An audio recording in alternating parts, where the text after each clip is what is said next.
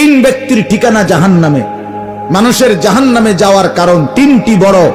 আমার শায়েখ আল্লামা মুফতি মুশতাকুন নবী বলছেন, দামাত বারাকাতুহুমুল আলী, তিন কারণে অধিকাংশ মানুষ জাহান্নামী হবে। এক, গাফলতের কারণে, খামখেয়ালি। নামাজ পড়তাম না, কি লেগে ভাল লাগে না, তো ভাল লাগে না, কারণ না বুঝিয়ে না, কেরুম জানি লাগে, কেরুম লাগে না, হেও কইতারি না, কেরুম লাগে।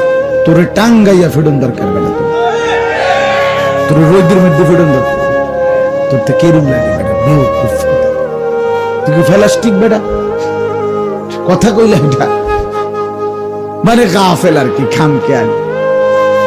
মনে হয়েছে হাঁটে, নিজে নিজে হাসে, মোবাইল টিপতে আছে, বেডির নাচ দেখতে আছে তো দেখতে আছে, আড্ডা দিছে তো 3টা বাজে, বাড়িছে রাতের বাজে 12টা, আড্ডাই দিতে আছে, যেখানে মুতে ধরছে এখানে মুতে দিতে আছে, মানে কোন